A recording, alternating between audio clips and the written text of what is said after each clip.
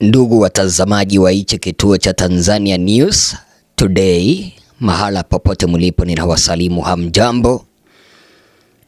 Karibu tena kwenye mwendelezo wa taarifa zetu. Asante sana kwa support ambao mnazidi kunimegea. Mwenyezi Mungu aendelee kuwabariki. Serikali ya Mama Samia inaandamana, na serikali hii inaandamana kutokana na makala ambayo yaliweza kuandaliwa na shirika la BBC, kituo kikubwa sana cha utangazaji duniani. Ili shirika la BBC liliweza kutoa makala kuhusu safari yake mwenyekiti wa chama cha Chadema ambaye yuko kizuizini chini ya mwaka mmoja sasa, chini ya zaidi ya mwaka mmoja, kuniradhi, Tundu Lissu. Mimi mwenyewe nimeweza kuyatazama yale makala, nimeyapitisha, yako sawa kabisa. Sasa Samia na utawala wake wanaandamana na wameweza kuandika ripoti mitandaoni wakisema kwamba BBC inawaonea.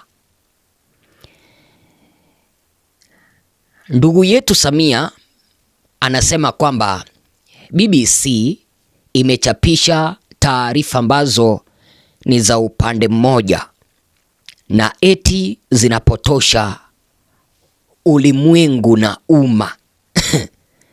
Hasa mimi mwenyewe nikajiuliza, ni lini serikali ya Samia imetoa ushirikiano kuelekea kwa vituo vya kimataifa ambavyo vilikuwa vinachunguza visa vya utovu wa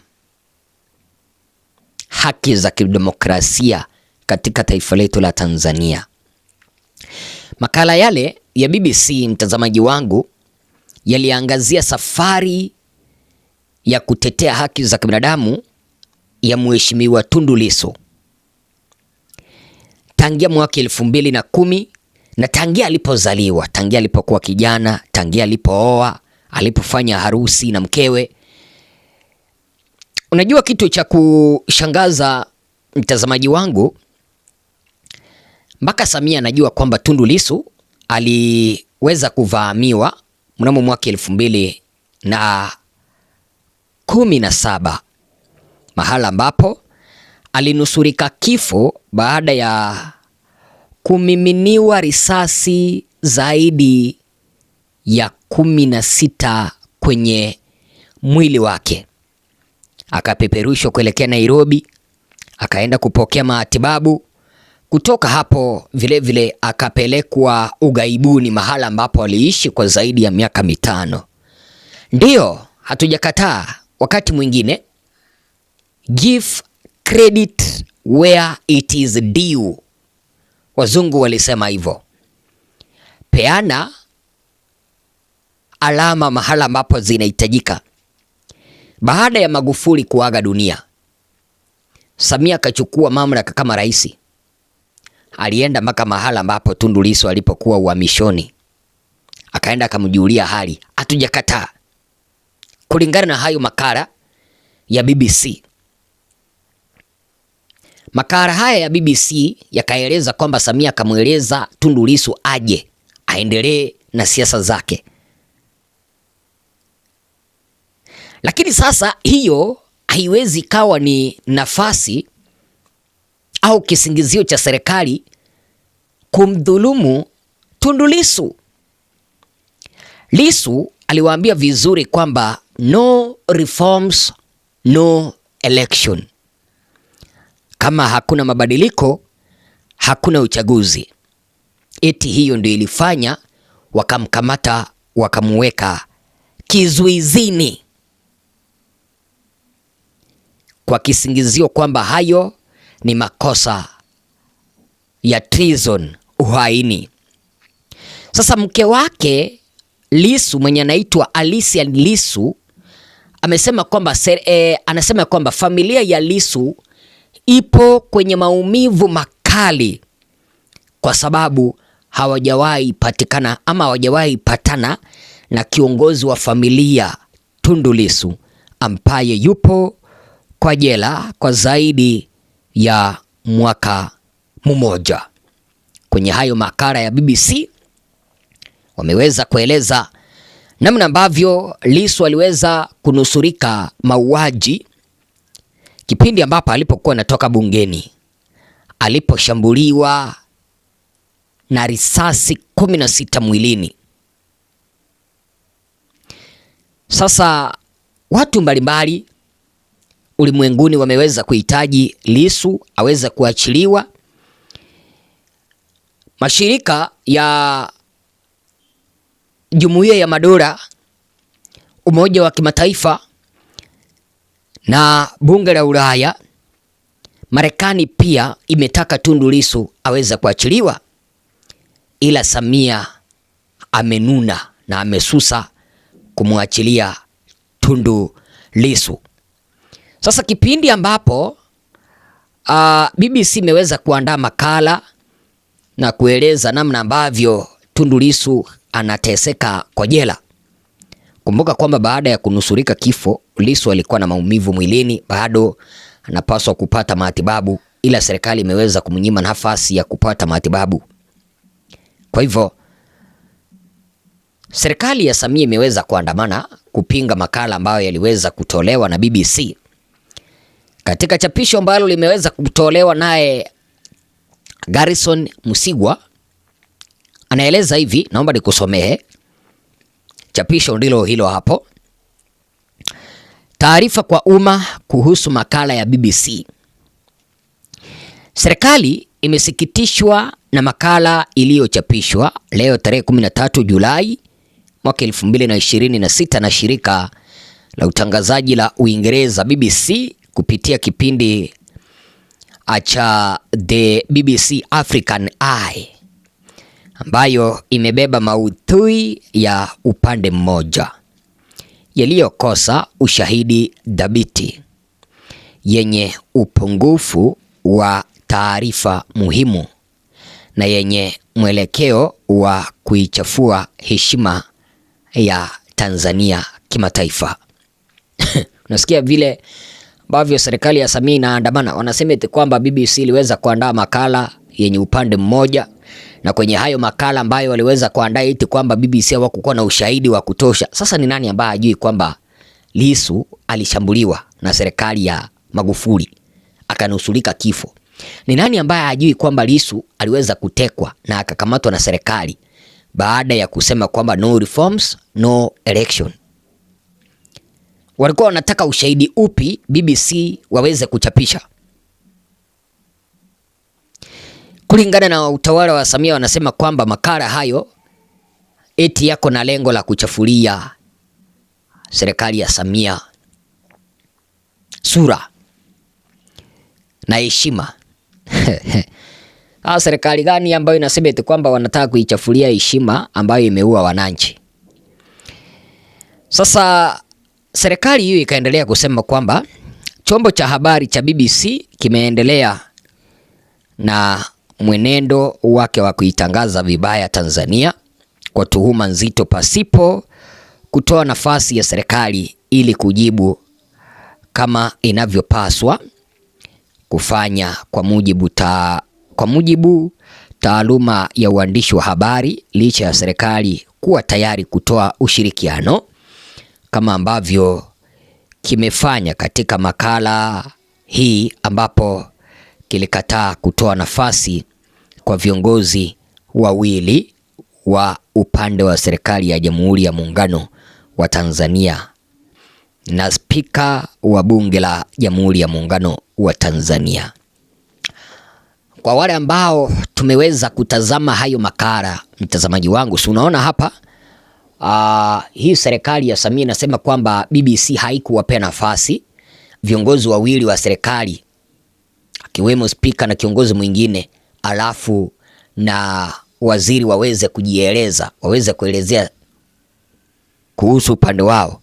Lakini kama umetazama hayo makala ya BBC, pale mwisho utaona BBC wameweza kuandika maandishi kama haya: hayo ambao umeweza kuyaona hapo. Wakasema hivi, after several requests for comment, the Tanzanian government asked us to jointly interview the Minister of Internal Affairs, Speaker of Parliament and the Minister of State. Yani, unaona BBC iliwapea nafasi ya mtu mmoja. Serikali ikawaambia lazima waoji watu watatu. Waziri Dhabiti Kombo, Speaker Bwana Zungu na waziri wa serikali. BBC wakaandika kwamba we declined to interview all three, which would have been impractical. Subsequently, the government declined to comment. Kulingana na BBC, wanasema eti kwamba walikataa kuwapea nafasi ya watu watatu. Kwa nini? Mke wa Lissu mwenye alikuwa anatoa ushahidi alikuwa ni mmoja. Kwa hivyo serikali ingemtoa mtu mmoja aweze kuzungumza kwa niaba ya serikali. Wao wakasema eti kwamba wanataka watu watatu wapewe nafasi. BBC kakataa. Kutoka hapo serikali ikasusa kutoa ushirikiano kuelekea kwa kituo cha BBC.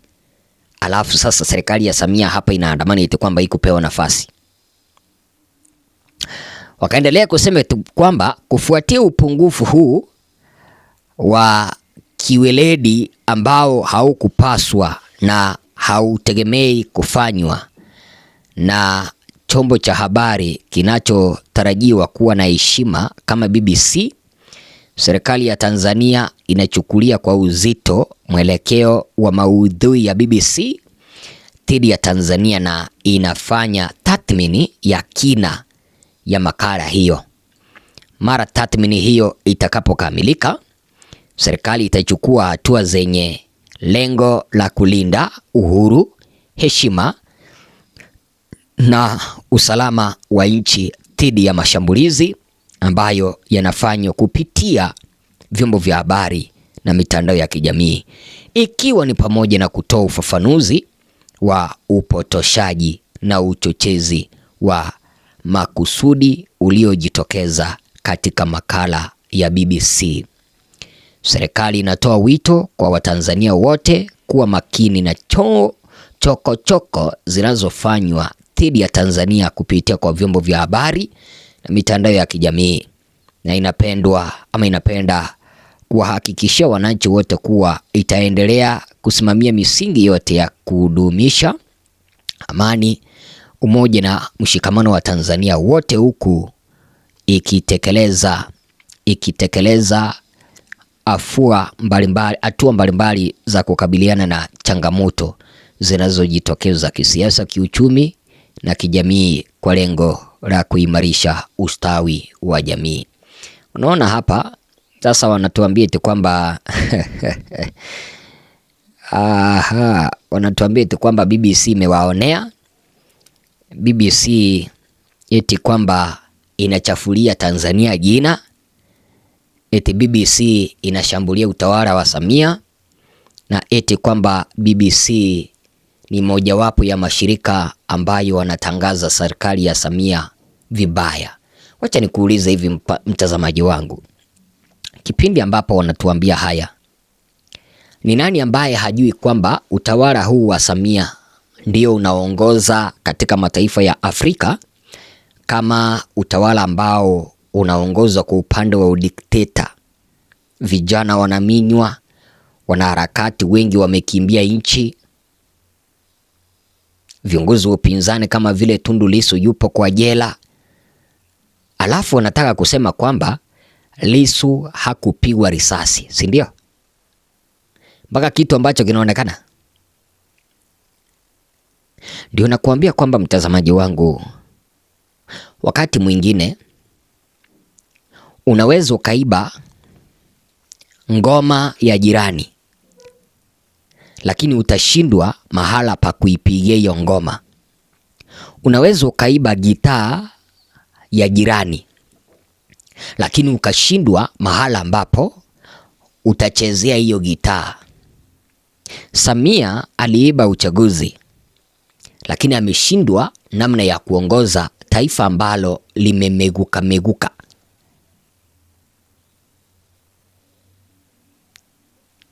Wanajaribu kutuliza mambo. Sasa hivi kanda nyingine imetolewa namna ambavyo wanamtesa Lissu. Ulimwengu umekuwa ukimwambia Samia aweze kumwachilia Lissu, yeye anapuuza ili mambo hayo yaweze kupoa. Makala kama haya ambayo yameweza kueleza safari ya Lissu, namna ambavyo ameteswa na utawala wa Magufuli mpaka utawala wa Samia, namna ambavyo aliweza kutekwa, namna ambavyo kesi yake inazidi kucheleweshwa mahakamani. Sasa hayo makala yanaangazia upande mmoja. Serikali ilisusa kutoa ushirikiano, alafu hapa wanaandamana, si ndio? Unaweza ukaambia nini Samia?